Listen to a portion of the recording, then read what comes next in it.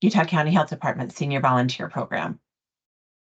Let's see, John, would you like to go next? Yep, I'm the mobility manager down here in Utah County. Great, thank you for being here. Sean, you want to go next? Yeah, I'm Sean McWhorter, and I'm a travel trainer for UTA. Thank you. Jay.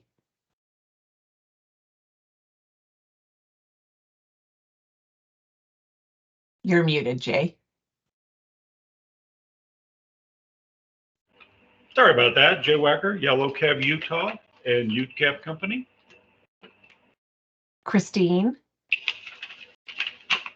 I'm Christine Smith with Utah Transit Authority Paratransit Services.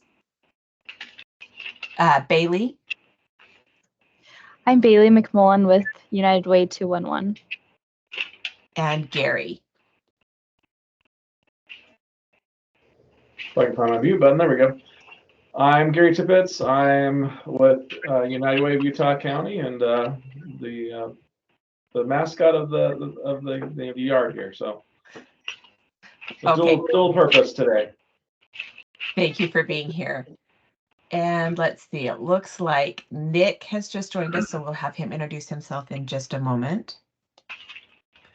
And we've got a few folks who are having a hard time getting into the meeting again, so we'll get them sent.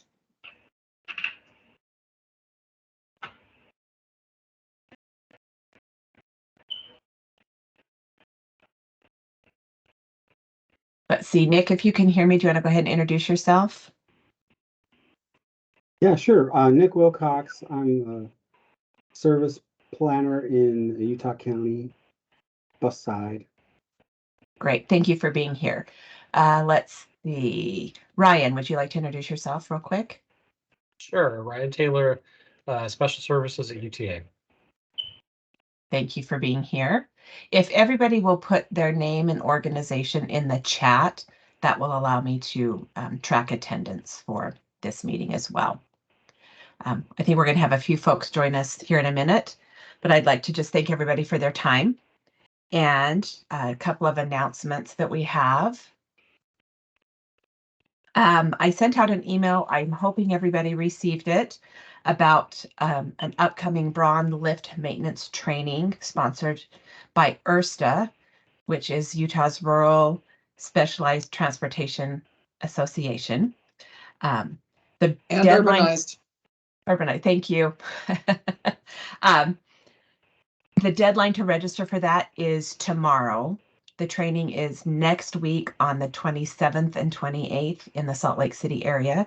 So for anyone that has internal mechanics that could benefit from learning how to maintenance those lifts, or if you have somebody you want to send, I would recommend getting them registered for that.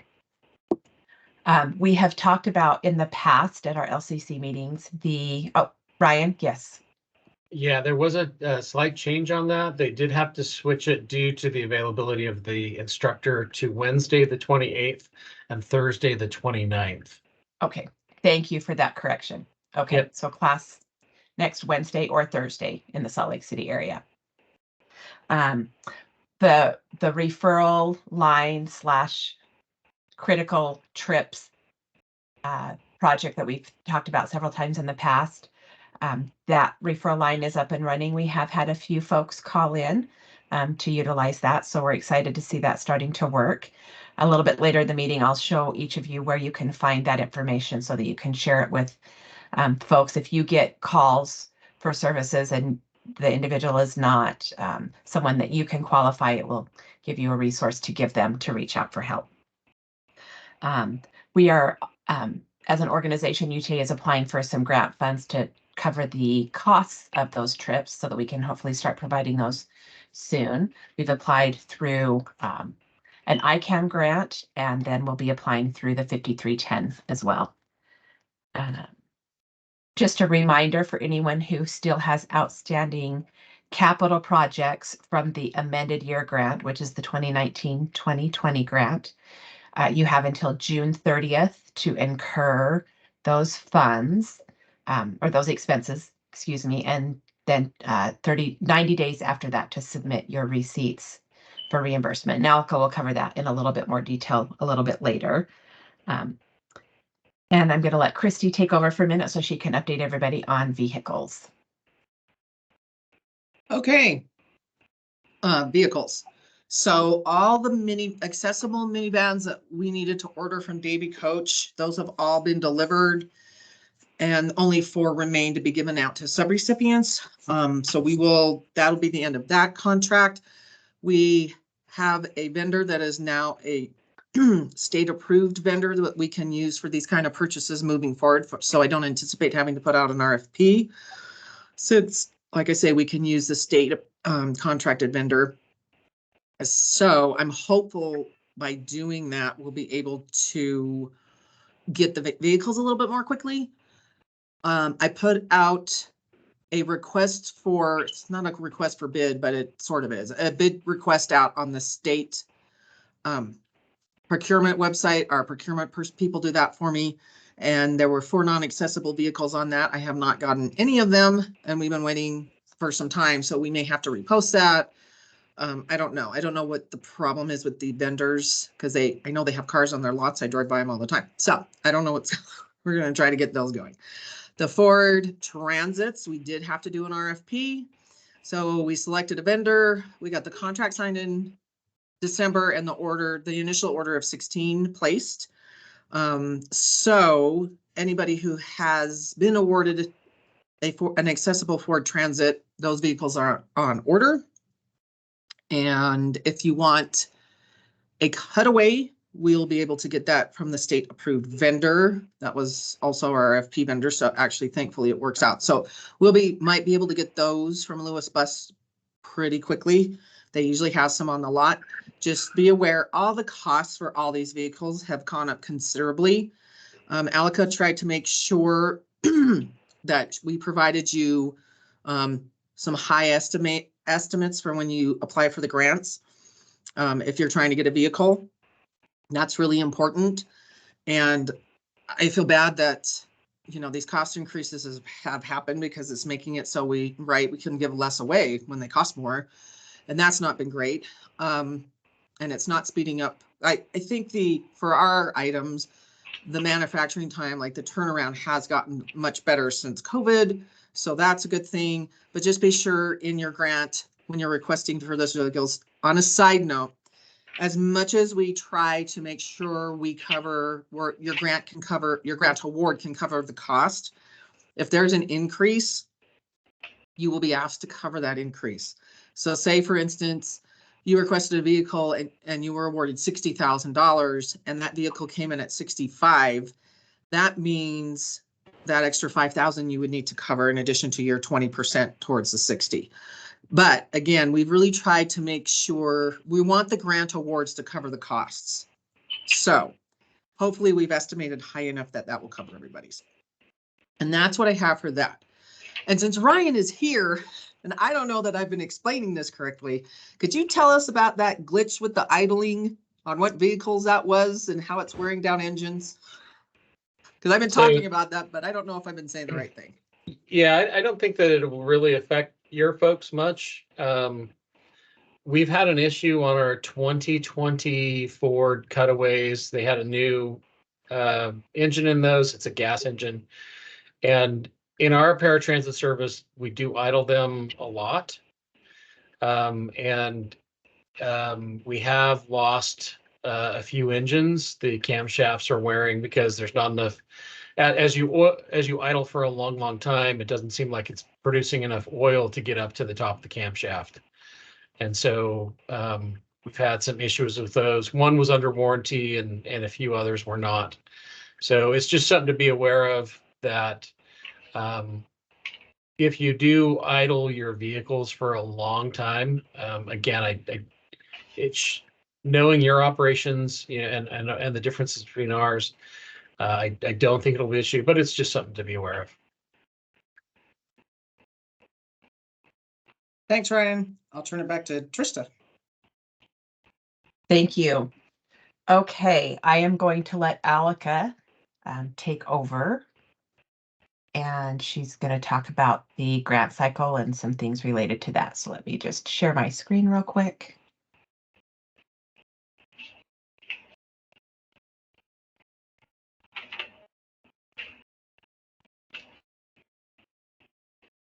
Okay, Alika, whenever you're ready.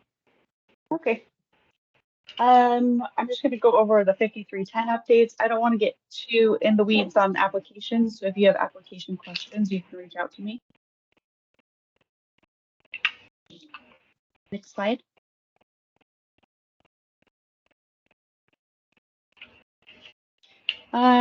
Just a reminder about the GMAT. That's the Grant Management Advisory Team. If you want to volunteer for the North, okay, so let me think. Since Provo Orem, you guys don't really do a GMAT. What I was thinking is I would treat the whole group like your GMAT. So I will send out, the applications and our scores, and you can review it before the local coordinated council meeting. But also if you are not applying in other UZAs and you want to volunteer to be on the GMAT, as long as there's no conflict of interest, like a contract with someone in a different UZA, you can volunteer to be on the GMAT. I'm estimating probably 2 hours to review the scores and look over the applications and write down your questions. You can review and write questions you have for the applicants or give suggestions to us on score changes or comments you have. And then in April, the applicants can address your questions or concerns and talk about their projects. And you'll have time to review it before final decisions. So since in Provo Orem you don't have the GMAT, we're just going to extend the LCC a little longer so that we can discuss all of that.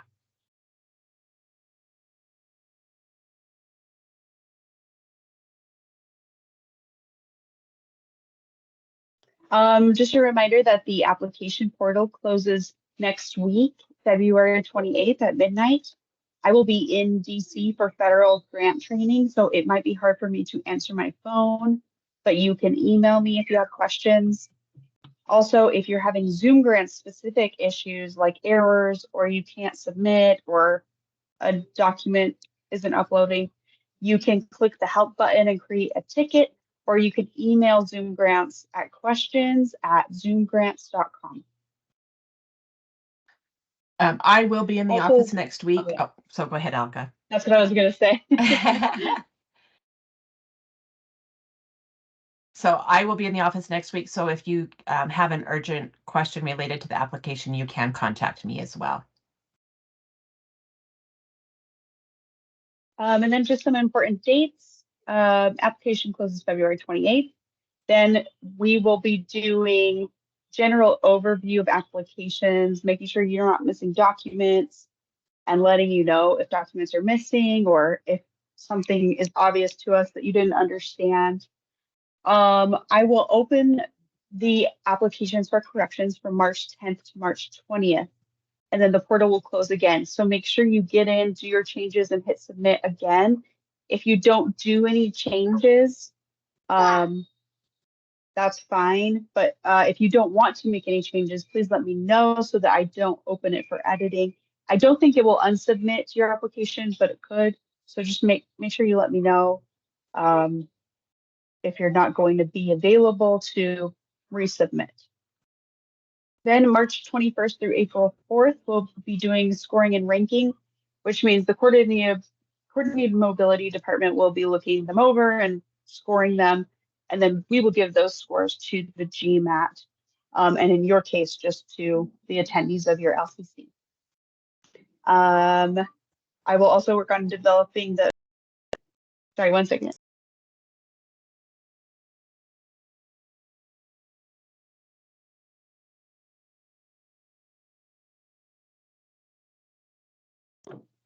I'm sorry, I'm trying to keep a toddler and a dog from fighting over toys.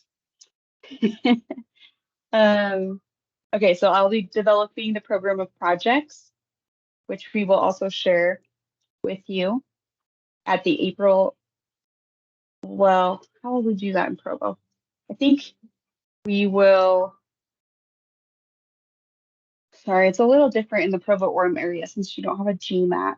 I will send out information for you to review ahead of time before the April LCC, as if, I guess, the same way I would send it to the GMAT, and you can write down questions that you have about the other applications in your group. And then all the applicants can present to the group and answer any questions. And then we'll extend that LCC a little bit longer so that we can look at the POP together and make final decisions. So we've separated the April LCCs into 3 separate days for each urbanized area. So it might not be on the usual day that we do it. I'm not sure. So just be aware of that it might change if we usually do it on Thursday, it might be a different day. Yes, for Utah County, we're looking at Tuesday, the 23rd from 10 to 12:30. Okay, thank you. You bet. And then in May, if we have any other questions for you, we will reach out. Otherwise, the POP will be finalized and we will send out award letters probably in June. And we'll have another LCC meeting in June where we show the final awards. Sometime in July through November, we have to wait on the FTA to approve all of the awards. Then once they approve it, we can send out the grant agreements. Once you've signed your grant agreement, you can start sending in invoices, and we can order vehicles. And then we usually have our post-award training workshop in September.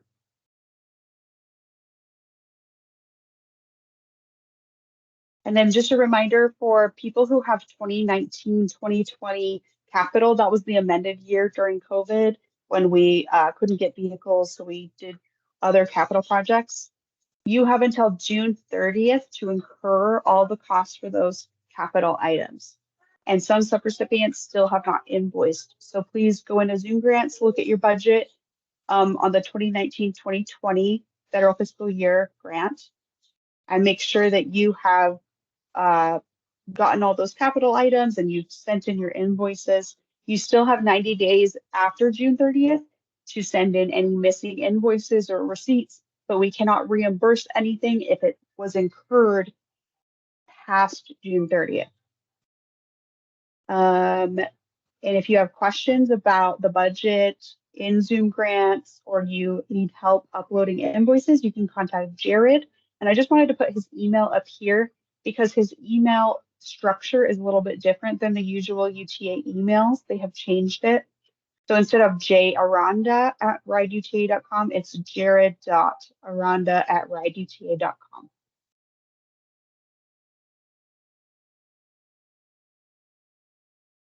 And then reminders for operating assistance. I just wanted to show you guys the end date for those two so you can visually see it. You need to incur your costs for your 2021 operating by June 30th, 2025.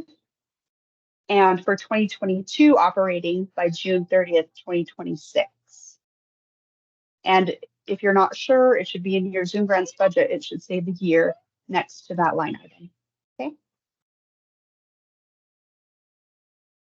Thank you, Alika.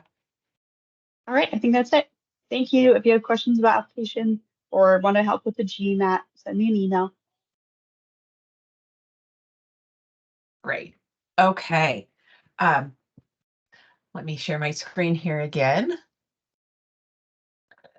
And I am going to show everybody sort of how to find information related to coordinated mobility and the LCCs on the UTA website. So the address is rideuta.com/CMM. There's not a direct link to this portion of the website from the main UTA webpage, but I am working with our website designers to correct that. It will just take us a little bit to get that fixed. But if you go to the rideuta.com/CMM, this is what you'll see. And there's links to everything here that you could need. So we've got the 5310 grant program here. And if you click learn more, takes you to Here's the notice of funding for the current application cycle you guys are in. Here's links to every portion of that over here, but it breaks down each of the UZAs and how much is available for 23, the estimated for 2024. We're still waiting on final census numbers, so it's possible these numbers could change. As you scroll down, breaks down the application cycle, the deadline, talks about the purpose of the program, a fact sheet if you need it about the 5310. Here you've got a link to the FTA circular about the 5310 grant. So if you have any questions or need specifics, or you need some light reading, you could click that link and have something there for you. And then here is the link to UTA's program management plan of the 5310. So this details our responsibility as the pass-through entity and how we manage those funds. Talks about the pre-application, which is now closed, but that would be the link to that. Who's eligible projects, sorry. The different UZAs.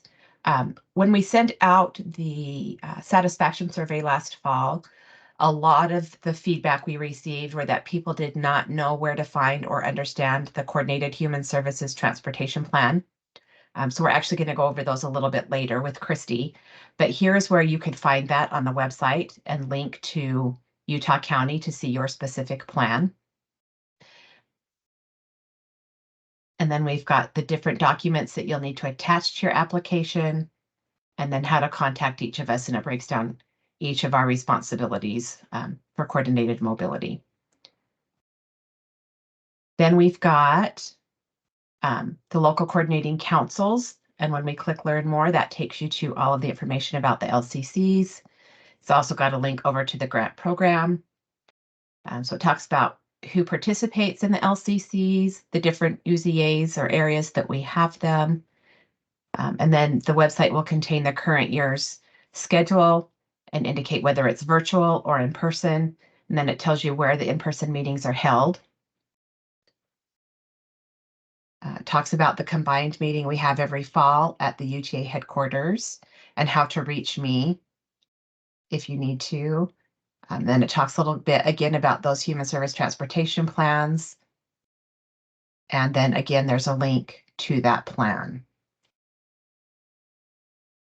You've got a link to the technology portion of coordinated mobility, which is Ride Pilot Lite, and Clint Wilkinson is our project manager for the grants department, and he oversees Ride Pilot Lite.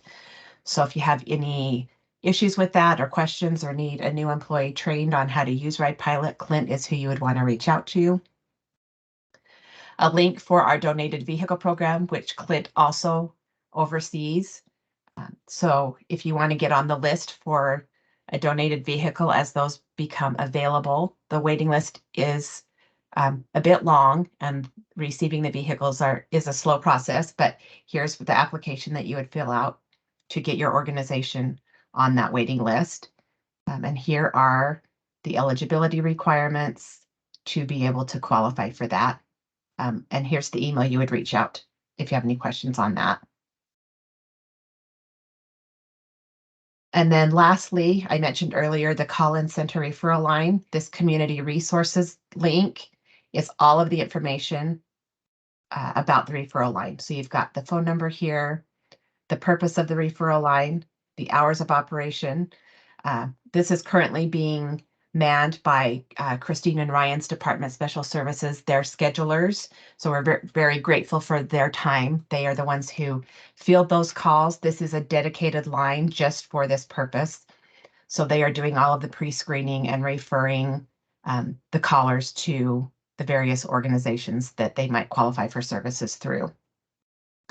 And then it lists all of the different community partners that have been identified as referral sources.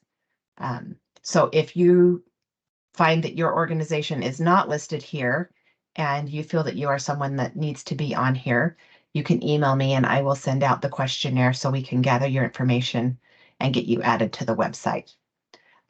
We're hopeful as well that if you as an organization have somebody call asking, can you help me? And they don't qualify for services through your organization, that this will be a two-way street. You can refer them back to us here at UTA for this number, or potentially any of these community partners that are listed.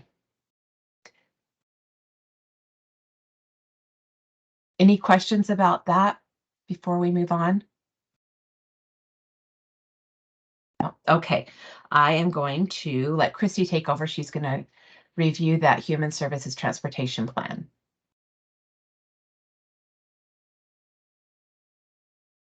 Okay, hello, everybody. It's good to see everybody here. Hopefully you're getting your grant requests in, and that's going okay, I hope. All right, I'm going to share my screen. Okay. So, all right. So here is the Coordinated Human Service Transportation Plan. So I'm going to give some background on this, just so that you know, anyway, what this is, especially if you're new. So when we, so in that circular that Trista showed you, that 5310 circular, that is where we get the instructions of how to manage these funds. And so what happens is there are federal funds every year for 5310 grant, which is specialized transportation for persons with disabilities and aging adults. That money is distributed across the United States to each state based on its population. So Governor Herbert made UTA the designated recipient of those funds. That means we handle and manage those funds on behalf of FTA for the state of Utah for the urbanized areas, which are basically the 4 counties along the Wasatch Front. However, they are not, those urbanized areas are not identified technically by their county. Your area is the Provo Orem area, because those are the 2 largest municipalities in your area. So like Salt Lake, West Valley, that's Salt Lake's area, not Salt Lake County. So I tell you that to say, so your urbanized area is the Provo Orem urbanized area. And per the instructions in that 5310 circular, we have to do a coordinated plan for each of the UZAs every 4 to 5 years. And so we at UTA help facilitate that for all of you, so you don't have to make your own plans, because that would be really tedious probably for all of you, and it just takes some work from you. Now, we do engage everybody on the local coordinating council quite heavily throughout the process of putting the plan together. We do community engagement. So there's a number of pieces that go into this plan. And so don't forget where that link was, but I'll go more into that. The plan is an integral part of the grant program, and a big reason FTA has us put the plan together is that the funds that you request for your projects, the project can be a vehicle operations, any number of things, those projects must be identified in this coordinated plan.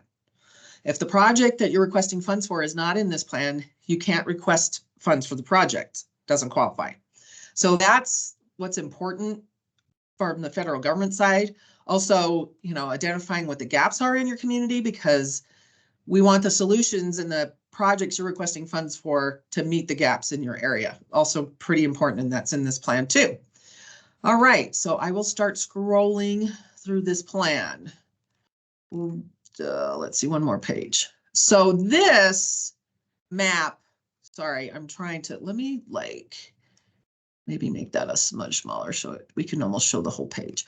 Okay, so this area is your urbanized area as of when we did this plan. And it was based on the census from 2010. And so then they make the map.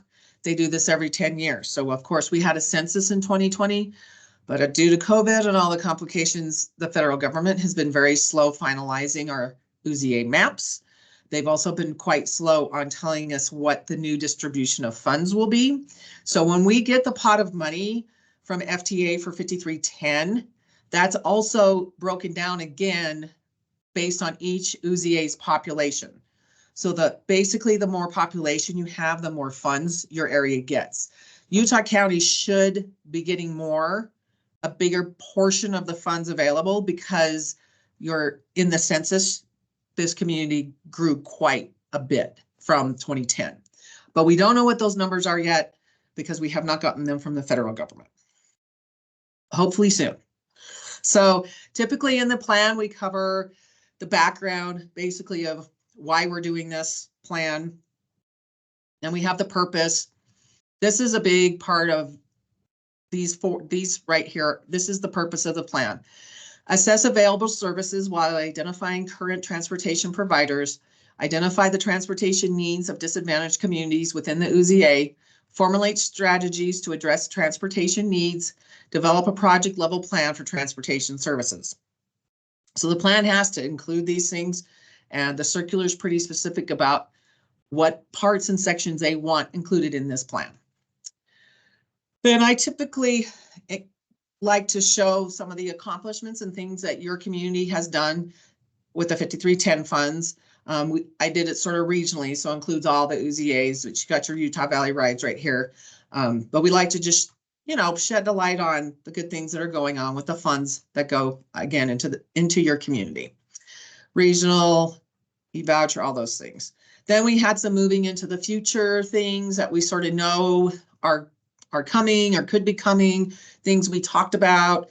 One of the big ones, right, is this microtransit expansion.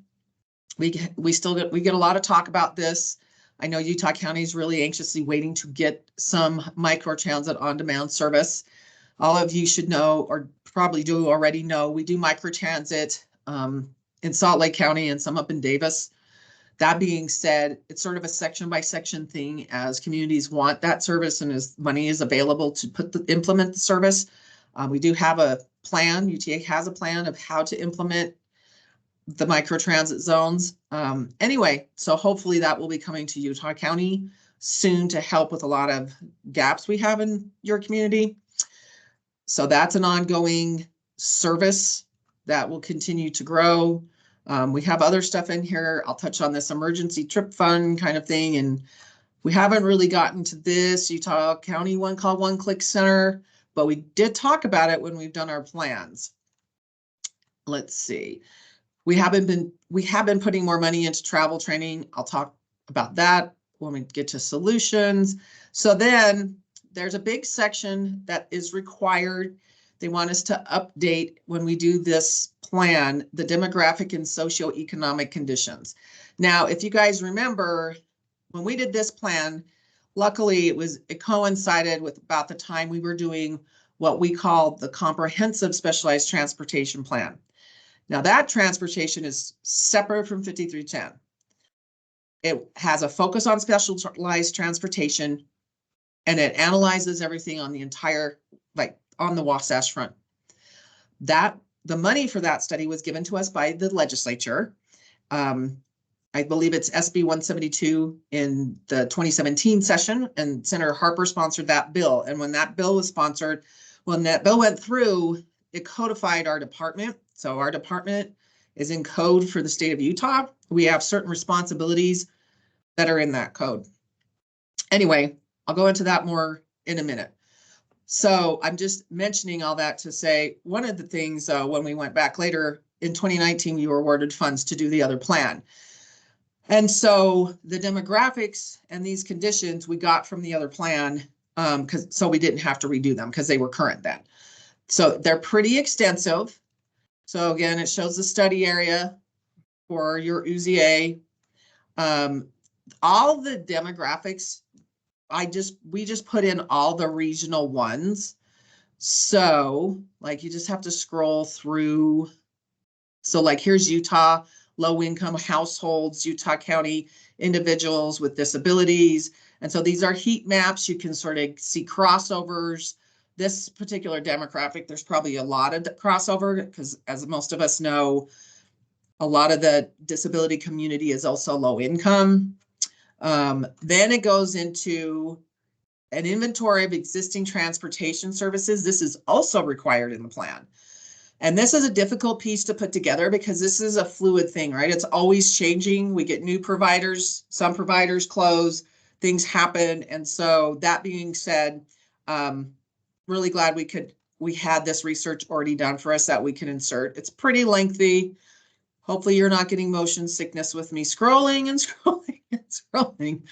Okay, so you have all that inventory goes into, and there's even attachments at the end. A lot of information here. Okay, still going. Okay, so then we had public and stakeholder input. Some of your organizations were interviewed by RLS when they were the contractor on this. And so when they were putting this plan together, they did key stakeholder interviews. They also had workshops, focus groups, and a public survey. They came to a lot of your organizations to speak with you as providers. I think they also spoke to a lot of your customers and clientele. We really wanted to get a wide range of feedback. We got a lot of response to our public survey. The aging organizations helped us get those surveys out to people who are getting home meals and in the senior centers and things like that.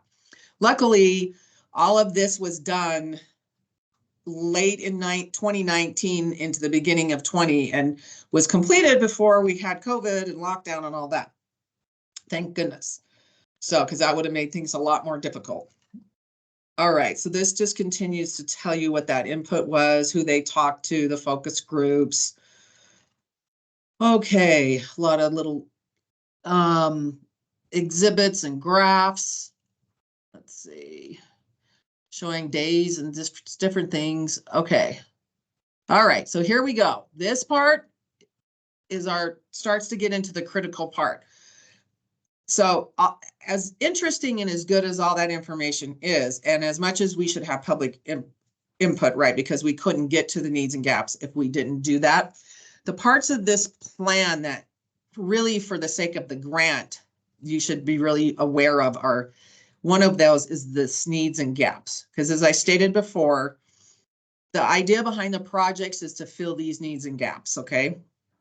So we have, for instance, in funding, there's any number of gaps. There's limited funding for all of you as providers. Local match can be hard. So a lot of you realize, you know, even if you get 80% of a vehicle paid for, sometimes that 12% match, I mean, 20% match, sorry, 20% match is hard to come up with, right? Because you have very tight budgets. You're trying to help as many people as you can. Maintenance, fuel, and insurance costs can be large, not enough funds to pay for operations. And that could be for your operators and drivers. There's more demand on services, right? So we have an aging population. Even in Utah County, we have an aging population, and that's growing, and it's going to continue to grow for a bit. And so that also makes that aging population also sort of comes into adding to the community that has mobility devices, because a lot of people, as we're aware, as they're aging, may get into that category due to their abilities. And so that makes more demand on accessible rides. But yet, do we have the money to really expand? Then some of our organizations didn't feel like there's enough trips for the day programs needs. And then some clients, of course, can't do public transit on their own, but that's sort of in multiple categories, that particular gap. Cost is always an issue. A lot of people feel that transportation is too expensive for low-income customers. UTA has really tried to address some of these issues over the years. We have a low-income pass now that anybody from the general public can apply for. We didn't used to have that, so that's a nice pass. A lot of the providers, say for homeless or job kind of situations for people in need, they often have free passes that people can get through those organizations because they have an arrangement with UTA and things like that. But it's, you know, but that cost barrier can still be there. We know, because we've heard this for many years, that paratransit cost is just too much for some customers, right? And you know, on the one side, you feel like $4 is not that much, but when you're on a fixed income and now you're spending $8 for a round trip, for most of the people who are using that service, most of them are additionally low income. And so it can be really hard on their budget for them to be able to make the trips they need to or would like to. So even though it seems like a low cost option for some people, it's just not as low cost as we think. And then there's also, as we all know, very limited it gets hard to get private service, right, for transportation. In other words, that gets pretty expensive if you have to use a private provider, maybe like Logisticare or something like that. That's a really, really costly service if you're trying to get somewhere, and that's your only option because of what's available and you need an accessible vehicle. Eligibility requirements. Each of your organizations, lots of the organizations have their own eligibility, right? So if you're for aging adults, you're not going to let somebody 45 use your service because you can't, because you have a limit. They have to be 60 or 65. You know, somebody might have a disability, like I said, but they don't qualify that as a senior, or maybe vice versa. So everybody has their eligibility requirements. I know that for paratransit, sometimes people don't like the requirements for our service. They're stringent for a number of reasons, but we try to really be consistent with what we do at UTA for those services.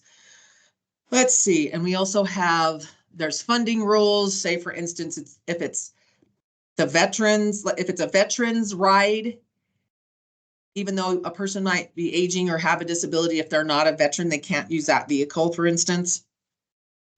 Sometimes people get duplicate services. Again, going back to a veteran might qualify for the veteran service, but they also could qualify as a senior or a person with a disability with another service. And we call that duplication of services. So, and then just not efficient use of resources. We haven't had a good general public option, especially for accessible rides. However, we hope that the VIA/on-demand system, it's helping with that, because of course we have accessible vehicles in that service that people can use. So I'm hopeful that that's making it better for people who aren't qualified or don't use paratransit, that maybe that service is working for them. Service area coverage and coverage, as I've said, UTA is getting better on finding operators. I hope you guys are too. It's still not great. I don't think it's where we'd like it to be, but it's better than it was, you know, even a year ago, I would say. We still have limited coverage. Everybody knows probably on this call that we only do 3/4 mile with paratransit. So if you can't use the traditional system, our traditional transit system, and you need to use paratransit, it's only going to go 3/4 of a mile around our fixed route. And that does exclude a lot of area in different valleys, right? And so that's a problem. How do we get transportation to those individuals? Limited or not affordable on demand, which again, I feel like the VIA stuff is helping address this problem because it's very affordable. If you're paratransit eligible, that service is free, just like our other services for a paratransit qualified rider. If you get a discounted pass, it still works on the on-demand. So it's a very, very affordable option compared to Uber and Lyft in that respect. We talked about 3/4 miles. We have first mile, last mile issues. Also route change issues, things like, right, sometimes you have a client that maybe they live in a neighborhood and then there's a bus stop maybe right across the street. And then for whatever reason, UTA changes that route. And we don't change routes idly, right? But maybe that route gets changed and now that bus stop is moved and now your client can't take that service anymore. Those are hard things, and sometimes that does happen, and it's a challenge. We have limited times of service, as we all know. After hours service can be challenging, which means evening service or middle of the night service. Also, Saturday and Sunday is limited service, so a lot of times it's hard for people to get what they would like to. There's a lot of demand for service at certain times of the day. People don't like long pickup windows, say for instance. They'd like to see more frequent service. Communication and coordination is still an issue. We as a group, I feel like at the LCCs, we really try to work on this to help get information out there about the different services, and the call-in line hopefully will help with that somewhat too, that you can refer people to, and we'll have those different options. And we do have money to do some PR for that particular service. So hopefully we'll be able to get the word out and people be aware of that referral line moving forward. And then there's just access, things like inaccessible pathways, or there's not curb cuts, the intersections are too large, limited number of accessible vehicles. That happens even with us sometimes with the VIA, right? we don't have as many accessible vehicles. And so sometimes somebody may have to wait because maybe they're all being used and that's a problem. I know that can be a problem for your organizations. Maybe the vehicle's out, but somebody got left behind, and then how do you help them? Those things can happen. These are the strategies. I'm not going to do a deep dive on these, but in general, we're addressing service improvements, financial sustainability, communication and coordination, customer service, and accessibility. Okay, so now, as I've said in the other meetings, Jay's been on all 3 of these meetings, so he's probably completely zoned out. He's like, Christy sounds like a broken record. Okay, propose prioritized projects. This is the most important part of this plan for you right now. So as you apply for the 5310 grant, there's a question in the grant application addressing, you've got to identify what project your request is addressing. That's where you want to look here. Okay. We have page 50 and 51 in your plan is where you want to look for what your project is addressing in our coordinated plan. Okay. So now keep in mind this list of the projects to fulfill to help fill the gaps we discussed. These projects were prioritized from most important to least important by your local coordinated council. So we at UTA did not decide this. Your council decided what the priorities in your area are. So the top priority right here is a volunteer driver demand response program. We've been doing Utah Valley rides. That's been successful. Hopefully we can keep that going. But that's a top priority for your area. Of course, vehicles, we will still continue to fund a lot of vehicles. Like I say, make sure your requests are what Alika is suggesting for prices so that we hopefully cover the complete cost. We have mobility management. United Way has a mobility manager that's helping with various transportation down there and helping reach out to different organizations to sort of coordinate and help provide the specialized transportation needed down in Utah County. We also have ITS, which is Intelligent Transportation Solution. And so those could be, they don't have to be this, but these are the projects we've been working on. Voucher programs. If you wanted to do a voucher program, you could. So we have different ways you can do that. So for instance, in Salt Lake County, we have the Road Home that uses vouchers, and they use those vouchers. Say for instance, they can use them with Yellow Cab, with Jay, who's on here. I don't know if they use them with Uber and Lyft, but I know they use them with Yellow Cab for sure. And so they give a client that qualifies that voucher to get to some service.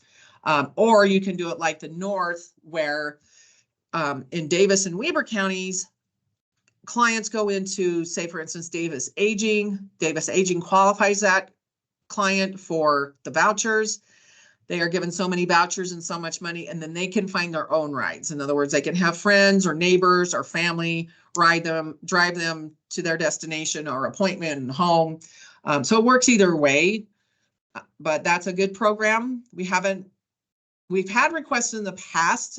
There's other ways to do that kind of stuff. So anyway, just keep that in mind, but vouchers is okay. Then we have operations funding. And so that's operations. That is a 50-50. So in other words, it does help extend your money to pay your operators or for operation of the vehicle. Emergency trip fund. I wanted to talk about that for a minute. Sorry, okay. So emergency trip fund, like Trista explained, we now have the referral line. Really quickly, yes. So Tracy and I had to present at the Transportation Committee back in June of 2023. Senator Harper is the Senate chair of that committee, and he had sponsored a bill, like I say, back in 2017 that outlines some of the duties that they would like to see the Coordinated Mobility Department be over. And one of those is a referral line. The idea is they would like citizens to be able to call in, right? Particularly that need specialized transportation, have one place they can call in and get the information they need and get referred to services that might help them. And they asked us to take that referral line in-house. United Way 211 had been helping us do referrals. They will still do some referrals, but we have established a dedicated phone line for the service at UTA. And as Trista pointed out, Ryan and Christine were nice enough to have their staff help us, their schedulers. And so they are taking those calls. Right now, it's strictly a referral service. However, what the plan is, as Trista said, we have applied for some grants in hopes that we can take those funds and do temporary trips for people. So the first rollout of this would be as people call in and say, for instance, this person's aging adult in a mobility device. So we know for sure they need an accessible ride. We're going to refer them over here to Salt Lake County Aging because they have rides to wellness, so they can probably get some trips for that. Maybe they haven't applied for paratransit yet, so they're going to apply for that. And we're going to get them, connected so that it's not too difficult for them to start arranging these services. But as you all know, right, there's typically a qualifying period, right?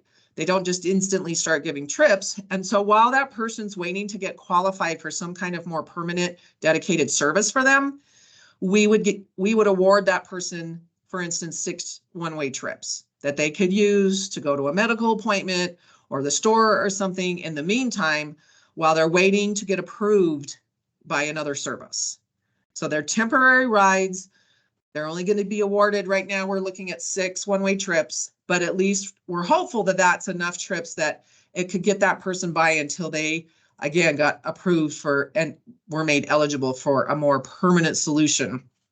That being said, I think down the line, and UTA's really looking at this from a couple different angles, but from our angle, I think it would be really great in the longer run if we could really provide emergency trips here and there when needed. So say, for instance, maybe somebody is qualified for a service, but for whatever reason, that service can't take them today or forgot them or something.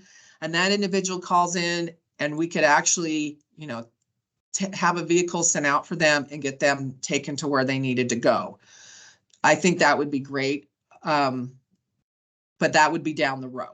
So just keep those in mind, but those are sort of the things we're looking at and hoping to fill that same day gap. Because as you know, again, when we've done all this feedback for these plans over the years, same day, low cost, accessible trip, basically on demand when somebody's in a situation like that's urgent, there's just nothing low cost, affordable available. Like I said, if you want to hire a free, a service, maybe like Logisticare or something like that, that's really expensive. We're talking $100 or more, $100 to $200. People can't afford that. And also if they've missed the boat, say for instance, if it's later in the day, they can't call paratransit. That's 24-hour scheduling, right? And even with other services, most of the time you have to schedule ahead. So it would be really great to fill that gap where people sometimes just get caught up in a bad circumstance, but need a trip today and it needs to be low cost. So that was a lot of rambling, but hopefully you guys are all still awake and didn't fall asleep from lunch, because I know I get sleepy at this time. So, okay, transportation equipment. That's a whole gamut of things. A lot of you requested things when we did the amendment. Those are lower down here, but certainly you could. We have accessible infrastructure projects on this. These are difficult projects to manage. Just be aware of that. Also, when you do an infrastructure project with 5310 funds, you federalize that project. So that means if you put in, say for instance, a cement ramp because there's not one, and then that would facilitate a person to get over to a bus stop, that would be allowable, but that ramp becomes a federal possession for 30-ish years and has to be reported on for a very long time. So that's something to keep in mind. You might want to use maybe your own funds for a project like that, and then get funds for a vehicle or something, adjust your budget, just because this is a difficult thing to do all the way around, and especially the ongoing management of that project. So just be aware. We have been doing more travel. We've been spending a little money out of each of your areas on additional travel training. They do have more travel trainers now, and hopefully having more travel trainers makes it so you guys can have more training for your customers and clients as needed. And if you need that, just always please reach out. We can get the travel trainers linked up with you easily.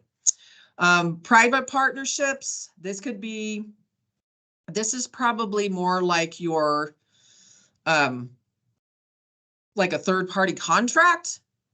So you could collaborate, but for our purposes, because I know we have a lot of third-party contract going on, hopefully in your area, it's on here. And then we have your one call, one click center.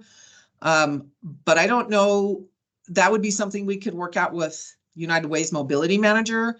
I think that was one of the reasons we wanted a mobility manager at Utah County United Way, but I think that's going to take some time because there's a lot going on down there, and we're trying to make sure we have the transportation that we need in that area. Okay, that was a lot. Let's see, sorry. Oh, there it is. I'll stop sharing. Hey, most of them are still awake. Great. Okay, are there any questions on all of that? That's a lot to take in. The people who have been coming for quite some time have a pretty good handle on the plan. For newcomers, the 5310 program is a pretty, it feels like a lot when you're first getting involved. But we're here to help you. We want to help you with your awards and help you with your grants and help you with the management. So don't panic. Just know we're always here to help. No questions? Okay. Then I'm going to turn things back to Trista. Thank you, Christy, for going over that. Does anybody have questions about anything we've discussed so far, or anything they would like to add before we wrap up the meeting? No? Okay, looks like we will actually finish up a little early. As we did mention earlier, though, for the April LCC meeting for Utah County, because it's going to be an extended meeting and we're going to be reviewing the grant applications and award requests, we are moving that meeting to Tuesday, April 23rd, and it will be from 10 a.m. to 12:30, and it will be held in person at the Turn Community Services office where we met. Gosh, I think it was in November when we had that Utah County special meeting. Okay. All right. Thank you, everybody, for your time. We appreciate all that you do to serve your clients and your community, and we will see you all in April. Thank you. Thanks, everybody. Thank Appreciate you.